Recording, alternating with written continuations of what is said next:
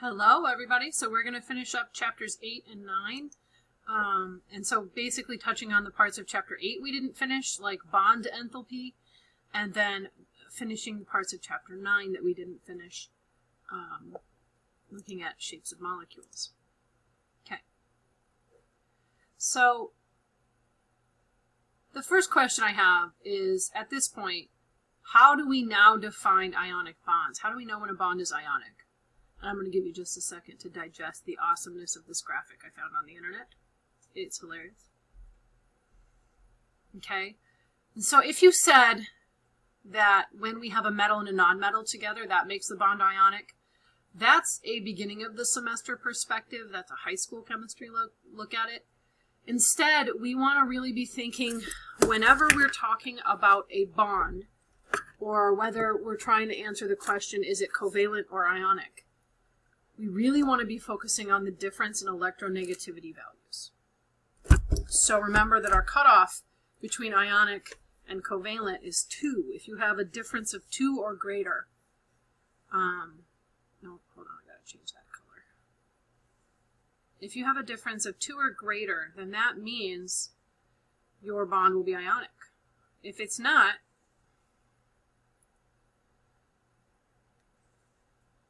then we're going to call it a covalent bond.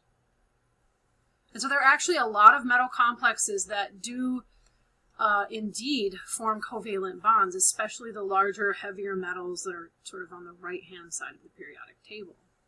Okay. Now, something we should know is that the enthalpies of formation, so again, that's the measurement of how much energy it requires to produce a particular compound from its elements. And so for like NaCl, the delta HF reaction would be solid sodium plus half of a chlorine molecule, because chlorine exists as a diatomic, would produce 1 mole of NaCl. So that's your reaction for a formation.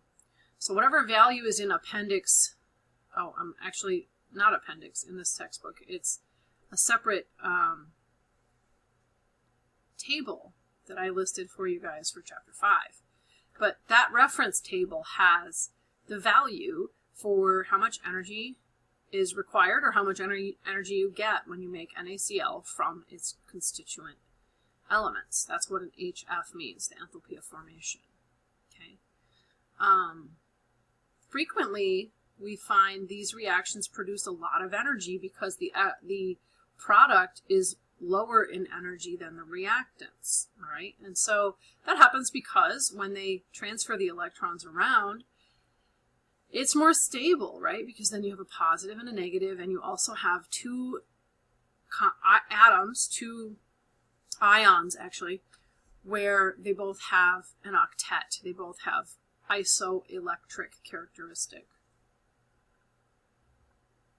Tablet's not doing what I want. Okay, so isoelectric with a noble gas is stable. All right, and so when sodium gives up its electron to chlorine, that makes them both isoelectric with a noble gas. And that means that we are going to get some energy from that process. It does take energy to break apart the chlorine-chlorine bond initially, but after the Na and Cl come together, we get a pretty big energy payout. That reaction is actually quite energetic. It produces a whole lot of really bright orange light and fire. Okay, so we can compare different ionic solids to each other, right? So NaF being one example, and you can see that the distance between the nucleus of the F versus the nucleus of the Na is 235 picometers. Pretty small, right? But the distance between the nucleus of the magnesium and the oxygen is even smaller. And so that means, so bond distance being smaller is an important kind of proxy measurement, meaning not the exact measurement, but it's an important indication of the strength that the two atoms are held together with. So what I mean by that is a shorter distance would imply that these atoms are stronger, more strongly held together. Or in other words, that the ionic bond is stronger between them. So that might make us ask a couple of questions, right? It might make us wonder why. Why would, two ionic bonds have different strengths? What contributes to it, right? And so also, you might notice that like the sodium is quite a bit larger than the magnesium, and maybe that has something to do with the difference here. And it does, indeed. Okay. So when we look at this, we can see that essentially sodium and fluoride have the same size. Sodium ion and fluoride ion have pretty close to the same size. Not exact, but pretty close. And that happens because sodium was bigger and then it gave up an electron, and fluorine was smaller and it absorbed an electron. So sodium shrank when it became an ion, and fluorine got bigger when it became an ion. Again, it's a matter of whether you're giving up electrons like sodium or you're absorbing them like fluorine. Okay? So then when we go over here and we look at magnesium and oxygen, the same kind of logic applies. Magnesium starts out pretty big, and then it actually gives up 2 electrons because that's how it becomes isoelectric with the noble gas. So it gives up 2 electrons, and that means it shrinks pretty darn small. The oxygen absorbs 2 electrons, so it's going to get pretty big.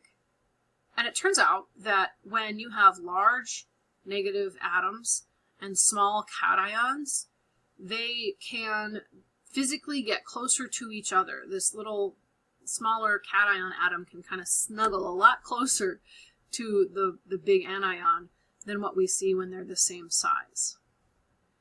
So if there is a big difference, I don't know why that made a dotted line, that was cool. If there is a big difference in size,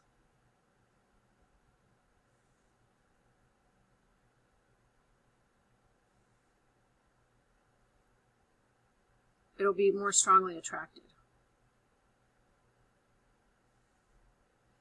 Also, we notice that there's a pretty big difference in charge, 2 plus and 2 minus versus plus and minus. And so the more charge you have, the stronger the attraction will be. And that makes sense, right? So if you think about plus 2 versus minus 2, that has a bigger pull towards each other than a plus 1 and a minus 1. Okay, so I think about this like if I dropped a quarter in the front of the room, fairly low value, right? Not very many people are going to feel the need to jump up and grab the quarter. If I dropped $1 million in the pile in front of the room, I'm pretty certain that would pull a lot of people to the front, right? That's a more attractive value. So the higher the charge, whether it's positive or negative, the more attractive the force will be. And they don't have to match, okay? I just want to make that clear. They don't have to match. Here we happen to have plus 1 and minus 1, plus 2, minus 2. But lots of ionic compounds don't have matching charges, and that's okay. The rule of thumb is still the larger the value, the more attractive the pull will be. Not pool, pull. P-U-L-L. There we go. All right, so here is a graphical way to show the data, right? And so lithium and fluorine are both about the same size. And so they have a very high energy. Okay, so this is lattice energy is how much energy it takes to break up a solid. And specifically, we apply it to ionic solid. So when we dissolve something, for example, we have to overcome this number. So lithium fluoride, fairly high lattice energy, which means strong numbers there. But strong energy, let's say. Okay. Chlorine with lithium is smaller because the size difference is smaller. You'll notice the charges are staying the same, but as we go from the left to the right, we're getting larger atoms.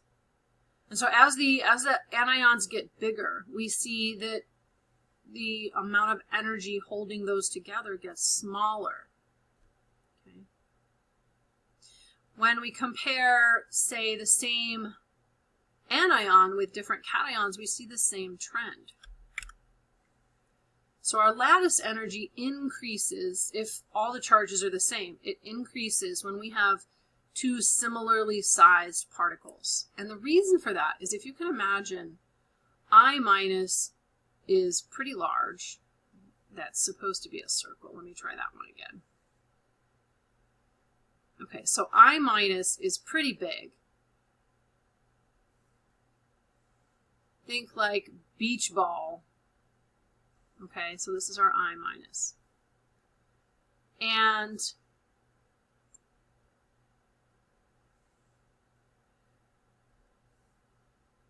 F minus would be like, much smaller if we were going to draw it in comparison, just to give you a sense of scale. If I connect this with, say, lithium, only a very small part of the I minus is actually involved in this bond, just this part right here. Everything else is off doing whatever electrons want to do when they're not attached to stuff, right? So they have more freedom of movement, essentially. All right, and so that means that the lattice energy of I minus and Li is the smallest value for Li. When we think about fluorine and lithium, so there's our lithium. Fluorine and lithium are much more similarly sized. So when they bond, they overlap much more. I can't color it in, I guess. There, it's like a Venn diagram almost, right?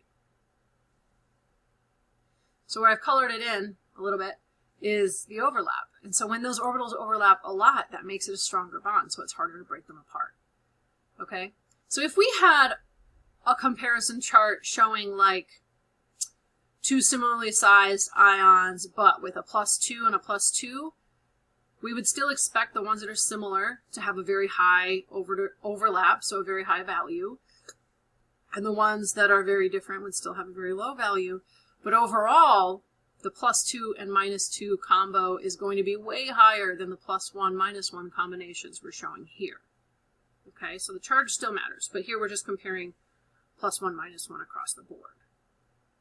All right, and so this gives us the idea that when things are similar in size, when the ions are kind of able to share their orbitals more, then the bond will be strong. When one of them is much larger than the other, they can't share as much of the large particles' orbitals, so that's much smaller. Okay. And so you can kind of represent the same exact thing here. We're looking at lattice energy of the same elements. So you can see that lithium and fluorine are the biggest. Sodium and fluorine are next. And potassium and fluorine are last on this graph because we get bigger as we go down. Okay?